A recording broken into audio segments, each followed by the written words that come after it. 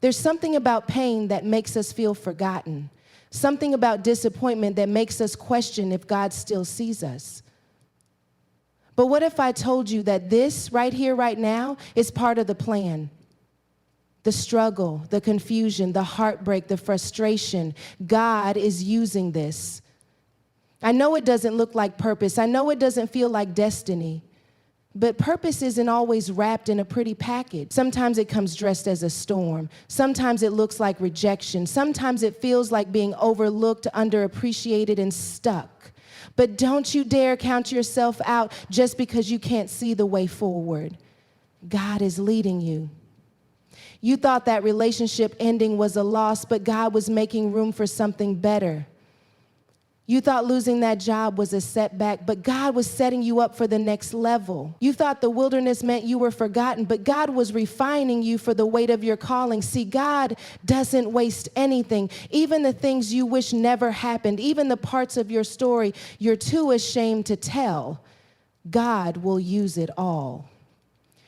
The enemy wants you to believe that what you're facing is a dead end. But I came to tell somebody tonight, this is not the end. This is a turning point. The very thing the enemy sent to destroy you is the very thing God is using to develop you. If you could only see what's on the other side of this season, you wouldn't be so quick to give up. If you could only glimpse the version of yourself that God is molding in this moment, you'd start praising him right where you are, because this is necessary. God is stretching you, growing you, breaking off the things that can't go with you into the next season. You are being processed for your purpose. So don't despise the journey. Don't curse what God is using to bless you. This delay, it's developing you.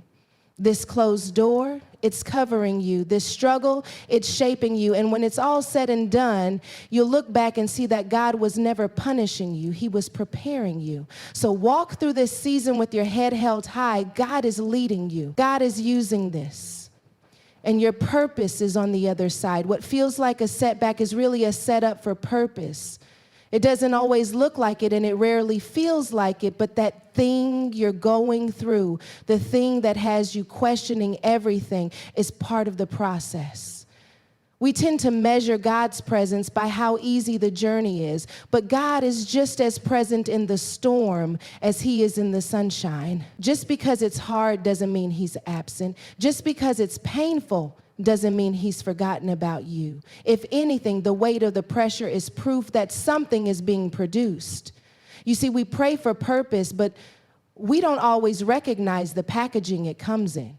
We ask God to use us, but we don't always understand that being used means being stretched, being pruned, being placed in situations that don't make sense at the time. We want destiny, but we don't always want the discomfort that comes with it. But here's what I've learned.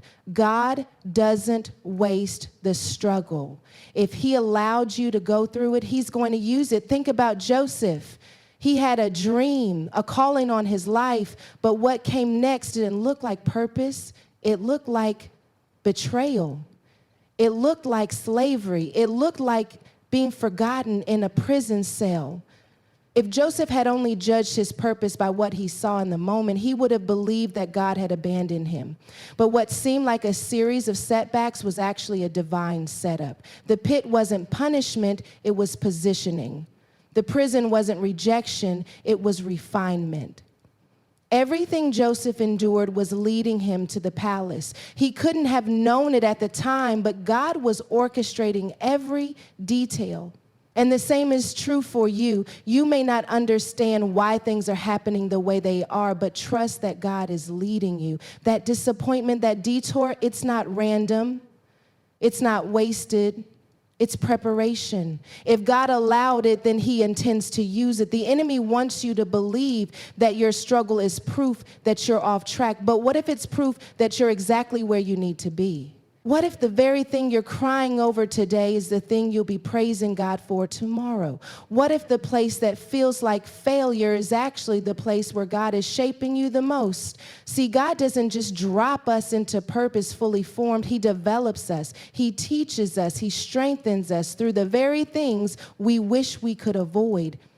And the truth is, if we never went through anything, we wouldn't be prepared for what's coming next. God's plans for you are bigger than you can imagine, and sometimes the weight of your calling requires seasons of stretching. It may not feel good right now, but one day you'll look back and see that every challenge, every setback, and every struggle was working together for your good. The discomfort you feel is often a signal that God is shifting you. We like to think that growth comes in moments of ease, but real transformation is often birthed in tension. It's the moments that make you uncomfortable, the seasons where nothing seems to fit anymore, that are often the clearest signs that God is moving you from one place to another. Discomfort isn't meant to destroy you. It's meant to develop you. It's a divine nudge, a pressing, a stretching that refuses to let you stay where you are, because where you are is no longer where you're supposed to be. Think about how God moves. He rarely announces transitions with loud declarations. Instead, he lets you start feeling uneasy in places that once felt like home. The job that used to excite you now feels draining. The relationships that once fulfilled you now seem misaligned. The dreams you used to chase don't feel big enough anymore. That's not by accident. That's the hand of God pushing you forward, stirring up something inside of you so you don't settle in a place that was only meant to be temporary. The problem is that we often resist the very thing that is meant to propel us. We cling to comfort, to what's familiar, because stepping into something new feels risky. But what if the tension you're feeling isn't punishment? What if it's preparation? What if the thing making you uncomfortable is actually God calling you higher? We pray for elevation, but then fight the very process that brings it. We ask for more, but hesitate when the stretching begins. Look at Moses. He was raised in Pharaoh's palace, surrounded by luxury and privilege, but something inside of him knew he didn't belong there. There was a stirring in his spirit, a discomfort with what once felt normal. He could have ignored it. He could have silenced the voice inside, telling him there was more. But instead, he leaned into the discomfort, and that's when everything shifted. The same man who once felt out of place in a palace became the one God used to lead an entire nation to freedom. That discomfort wasn't random. It was a prophetic sign that his environment could no longer contain his death. And maybe that's exactly where you are. Maybe the frustration, the restlessness, the tension is God's way of getting your attention. Maybe the doors that keep closing are his way of telling you it's time to move. Maybe the things that used to satisfy you don't anymore, because he's calling you to something greater. The thing about purpose is that it rarely shows up in ways we expect. Sometimes it comes as an unsettling in your spirit. Sometimes it shows up as a season of feeling out of place, but instead of running from it, what if you leaned into it? What if instead of resisting the shift, you asked God to show you what he's doing? What if instead of clinging to where you've been, you started preparing for where he's taking you? Every no is making room for God's yes. It doesn't always feel that way in the moment. When a door closes, when an opportunity slips through your fingers, when a relationship doesn't work out the way you imagine, it can feel like rejection. It can feel like failure. But what if that closed door wasn't meant to break you? What if it was God's way of protecting you from something that wasn't meant for you? We often see no as a sign that something has gone wrong, but sometimes a no is the very thing that keeps us on the right path. God's plan for your life is bigger than what you can see right now. He knows what's ahead. He knows the weight of your calling, the battles you haven't faced yet, the lessons you still need to learn. And because he loves you, he won't allow you to settle for something less than what he has prepared. That means there will be moments where you knock on doors that don't open. There will be situations where you give your best and it still doesn't work out. And in those moments, it's easy to get discouraged. It's easy to question whether you misheard God, whether you're wasting your time, whether you're even on the right track. But what if you shifted your perspective? What if instead of seeing a closed door as rejection, you saw it as redirection? Look at David. He had a heart after God, a calling on his life.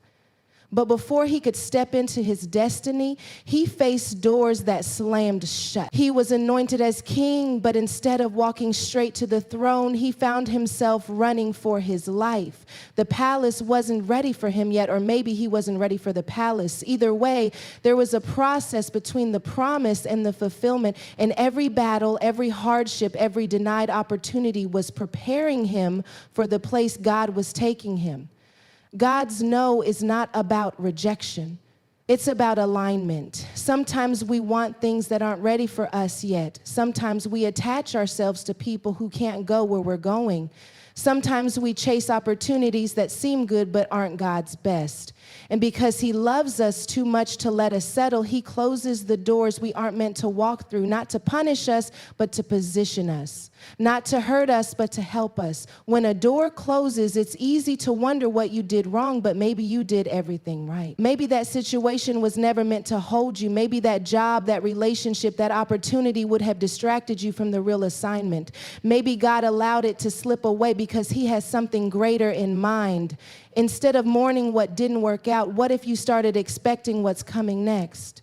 What if you trusted that every disappointment is just making space for something bigger, something better, something that is perfectly aligned with his purpose for your life? God sees you in your wilderness season. It doesn't matter how overlooked you feel, how long you've been waiting, or how many times it seems like your prayers have gone unanswered. He has not forgotten about you. The wilderness can be one of the loneliest places, not because God isn't there, but because it's the place where he teaches you to hear him differently. It's the place where he removes the distractions, strips away the things you once depended on, and reminds you that he alone is your source. The wilderness doesn't mean abandonment. It means transformation. It's easy to feel like being in a season of waiting means you're stuck, but the wilderness is not a holding place. It's a proving ground. It's where God refines you, strengthens you, and prepares you for what's next. We often look at the wilderness as a punishment, but what if it's actually a setup for something greater? What if God allows you to go through a season of isolation so that when he elevates you, you'll have the strength to sustain it?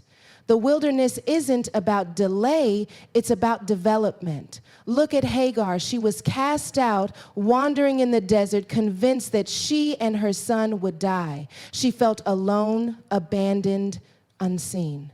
But in the middle of her wilderness, God showed up. He didn't just provide for her needs, he revealed himself to her in a way she had never experienced before. He became El Roi, the God who sees.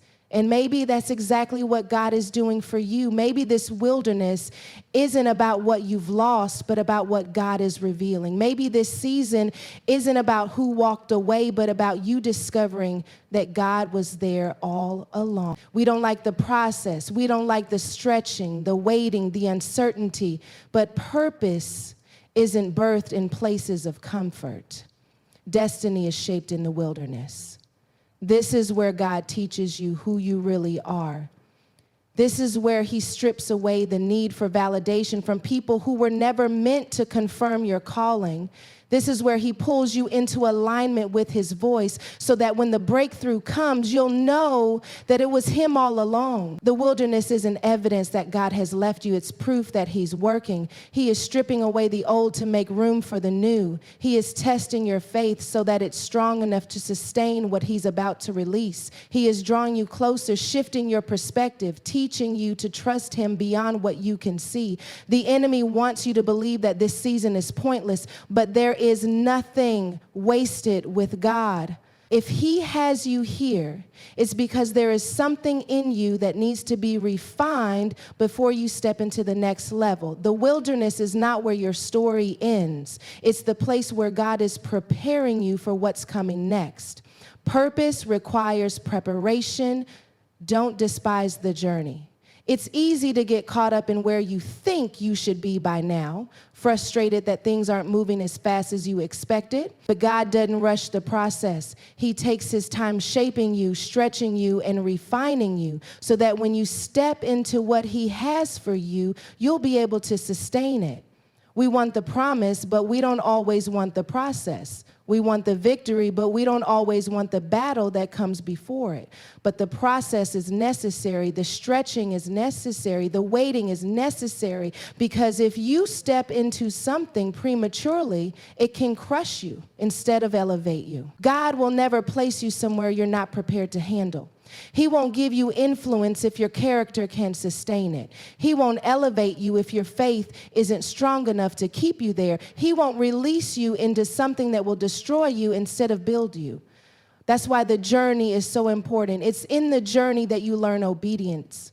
It's in the journey that you develop endurance. It's in the journey that God teaches you how to trust him even when things don't make sense. The very thing you're trying to rush through might be the very thing that is shaping you into the person you need to be.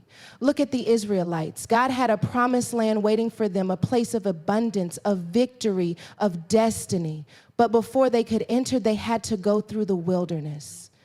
What could have been a short journey took 40 years because they weren't ready. They had been delivered from Egypt, but Egypt wasn't out of them yet. They still carried a slave mentality, still doubted God's provision, still complained when things didn't go their way.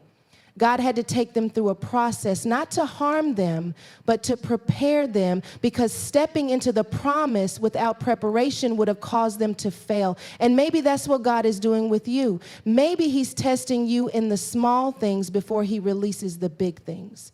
Maybe he's seeing how you handle this season before he entrusts you with the next one. Maybe he's building your faith in the waiting so that when the door opens, you'll be ready to walk through it with confidence. We get so focused on the destination that we miss what God is doing in the journey. But if you skip the process, you forfeit the strength that comes with it. If you try to rush God, you might step into something you're not ready for. God is not withholding anything from you. He is preparing you for it. The delay is not denial. The stretching is not punishment. The process is not pointless. He is developing you, refining you, strengthening you so that when you arrive at the promise, you'll be able to stand in it and not fall under the weight of it. What you thought disqualified you is what God will use to elevate you. We have a way of looking at our flaws, our mistakes in our past, and deciding that we are not worthy of being used by God. We disqualify ourselves before we even step into what he has for us. But God has never chosen people based on perfection. He has never called the qualified. He qualifies the called. The very thing you're ashamed of, the thing you've been trying to hide, the part of your story that you thought was a setback is often the very thing God will use to position you. We have a habit of seeing our brokenness as a barrier, but God sees it as an opportunity. He specializes in using the unlikely, the overlooked, the ones who never thought they would be chosen. Look at Moses. He was called to lead a nation, but he had a stutter. He doubted himself, questioned God's decision, tried to find a way out of the assignment, but God didn't see his speech impediment as a reason to disqualify him. He saw it as an opportunity to show his power. Look at Rahab. She had a past that should have made her an outcast, but instead she became a part of the lineage of Jesus. Look at Peter. He denied Jesus at his most crucial moment, yet God still chose him to build the church. Over and over again, God proves that he doesn't see people the way the world sees them. He doesn't see you the way you see yourself. Where you see brokenness, he sees potential. Where you see a mistake, he sees a testimony. Where you see disqualification, he sees purpose. The enemy works overtime to convince you that your past is a prison, that what you've been through, what you've done, or what's been done to you is proof that you're not good enough. But God already factored in every failure, every misstep, every shortcoming before he called you. He already knew the parts of your story that you wish you could erase, and he still chose you. He still put purpose in you. He still anointed you. He still made plans for you, because the things you think disqualify you are the very things that will make you effective. It's one thing to preach about God's goodness, but it's another thing to have lived through something that proves it. It's one thing to talk about grace, but it's another thing to have needed it so desperately that you know without a doubt that it was only God who kept you. God will take the things you thought would break you and use them to bless you. He will take the pieces you thought were useless and turn them into the foundation of something powerful.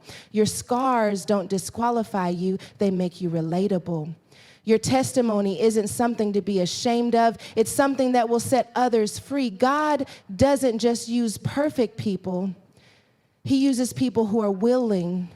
Obedience is the key that unlocks your next level. It's easy to pray for purpose, to ask God for direction, to desire more, but when He gives instructions, do you follow them? Obedience isn't always convenient.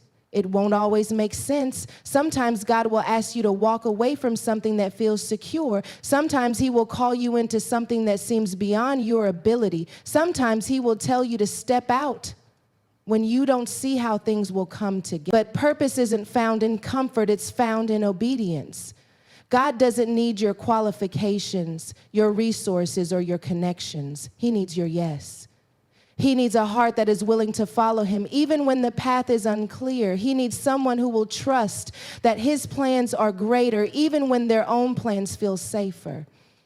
When He called Abraham, He didn't give him a detailed roadmap. He simply said, "Go to the land I will show you." That means Abraham had to start walking before he even knew where he was going. He had to move in faith, trusting that God would reveal the next step as he obeyed the first one. We want clarity before obedience, but God often calls us to obey before we see the full picture. He tests our faith by seeing if we will trust Him with the unknown. Will you leave the relationship that no longer aligns with your purpose? Will you step into the opportunity that feels bigger than you? Will you take the risk even when you don't have all the details? The answer to your next level is often hidden in your last act of obedience. The breakthrough you've been waiting for is tied to whether or not you're willing to follow the last instruction He gave you. Delayed obedience is still disobedience. We say we're waiting on God, but often God is waiting on us. He's waiting for us to move, to take action, to stop hesitating. Sometimes we make excuses, convincing ourselves that we need more confirmation, more preparation, more signs. But at some point, you have to decide that if God said it, that settles it. You have to be willing to step forward, even if it means stepping alone. Look at Peter. He walked on water not because he had supernatural ability, but because he was willing to obey. He saw Jesus and stepped out of the boat while the others stayed behind. That moment was proof that miracles happen at the intersection of faith and obedience. What if the very thing you've been praying for is on the other side of your willingness to say yes? What if the reason you feel stuck isn't because God isn't speaking, but because you haven't moved on what He already told you? The blessing is not just in hearing the instruction, it's in following through. Obedience will always take you further than your own plans ever could. Your pain is not pointless. It's easy to wonder why God allows certain struggles, why He permits seasons of hardship, why He doesn't step in and remove the suffering the moment it starts. But purpose and pain are often intertwined. The very thing you thought would break you is often the thing God will use to build you. The tears you cried, the nights you wrestled with doubt, the weight you carried when no one was looking, none of it was wasted. God doesn't allow pain without purpose. He doesn't let you walk through fire without refining you in the process. We see pain as something to escape, but God sees it as something that prepares. It's in the struggle that you learn strength. It's in the moments of heartbreak that you develop resilience. It's in the waiting, the uncertainty, the discomfort that your faith is tested and stretched. You don't grow in the easy seasons. You grow in the pressing. You grow in the moments where you have no choice but to rely on God because everything else has fallen apart. The crushing is not the end of you. It is the making of you. Look at Joseph. He had dreams of greatness, but before he saw the fulfillment of those dreams, he endured betrayal, slavery, false accusations, and years of being forgotten. If he had given up in the prison, he never would have made it to the palace. If he had allowed bitterness to consume him, he never would have stepped into his purpose.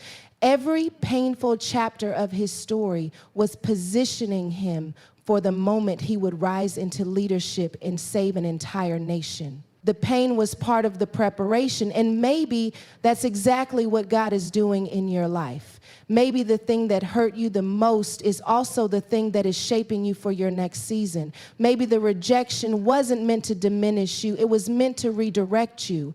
Maybe the struggle wasn't designed to break you. It was designed to strengthen you. Maybe the very thing you're asking God to remove is the thing he's using to equip you for what's coming next. God doesn't waste anything. The pain, the heartbreak, the struggles that don't make sense, he uses it all. What the enemy meant for evil, God will turn for good. The very place where you thought you would never recover is the place where he will birth something new. The very thing you thought disqualified you is the thing that will make you relatable to the people you're called to reach. The very pain you thought was pointless is carrying the very testimony that will unlock someone else's freedom. The enemy wants you to believe that this pain is the end of your story, but it's just a chapter. There is more after this. There is healing after this. There is purpose after this. God is not punishing you. He is preparing you. What feels like breaking is actually birthing. God's timing is perfect even when it feels like he's late. We live in a world that glorifies speed, quick results, instant success, fast breakthroughs, but God is not bound by our timelines.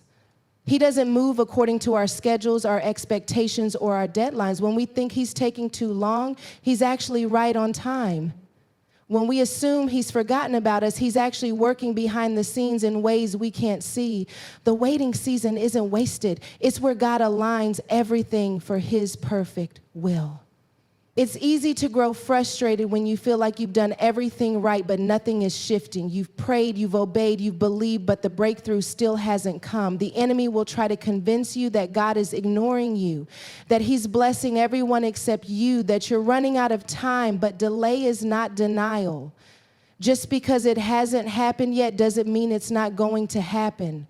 Sometimes what feels like waiting is actually God's protection. Sometimes the thing you want isn't ready for you yet, or maybe you're not ready for it. Look at Lazarus. Mary and Martha sent word to Jesus, believing he would come immediately to heal their brother, but Jesus waited. He didn't move when they expected him to. He didn't show up before the situation got worse. By the time he arrived, Lazarus had been dead for 4 days. To them, it looked like he was late. To them, it looked like the opportunity for a miracle had passed.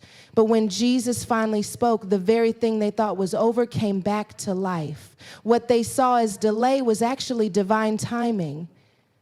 What they saw as the end was actually the setup for something greater. Maybe that's what God is doing in your life. Maybe he's waiting because he's writing a testimony that's bigger than what you imagined. Maybe the reason the door hasn't opened yet is because he's making sure that when it does, no one but him will get the glory. Maybe he's not just answering your prayer, he's exceeding it. We think waiting is about patience, but it's really about trust. Do you trust God when you don't see movement? Do you trust him when nothing is happening the way you planned? Do you trust that if he hasn't done it yet, there's a reason? The enemy wants to use the waiting season to plant doubt, to make you question if God's promises were real. But faith isn't just believing when everything is going your way. Faith is believing when nothing looks like it's working, when you're still in the middle of the process, when the promise feels far away. God is never in a hurry, but he is never late. Every delay has a purpose. Every season of waiting is producing something in you. Every moment that feels like nothing is happening is actually an opportunity to trust that his timing is better than yours. Your purpose is bigger than you. It's easy to think that the calling on your life is just about your success, your breakthrough, your elevation. But what God is doing in you is not just for you. It's for the people connected to you, the lives that will be impacted by your obedience, the generations that will be changed because you decided to walk in your calling. Purpose is never selfish.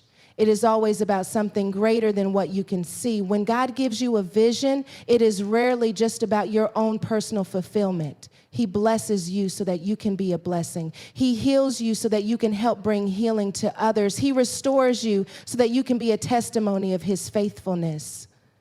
If it were only about you, the enemy wouldn't fight you so hard. The attacks, the delays, the obstacles, they're not just about stopping you. They're about stopping the impact that your purpose will have on others. The enemy knows that if you ever fully step into what God has called you to do, you will be a threat to everything he's tried to destroy. Look at Esther. She was positioned in the palace, but it wasn't just for her comfort. It wasn't just so she could enjoy luxury and favor. She was placed there to save a nation. Her position had a greater purpose. And when the moment came for her to step into her calling, she had to make a decision. Would she play it safe, or would she risk everything for the purpose God had assigned to her? Maybe you're in a season where God is calling you higher. Maybe he's asking you to step into something bigger than what feels comfortable. Maybe he's stretching you, pulling you out of your fears, calling you to break cycles that have existed in your family for generations. The weight of your calling might feel heavy, but that's because it carries significance. It's bigger than just you. There are people waiting on the other side of your obedience. There are lives that will be touched because you refuse to quit. The enemy wants to keep you distracted, discouraged, and doubting yourself because he knows the power of a person walking fully in their God-given assignment. He knows that when you realize who you are and what you carry, you become unstoppable. That's why the attacks have been relentless. That's why the warfare has been intense. It's not just about you. It's about the impact you are called to make. God didn't place purpose inside of you for it to remain dormant.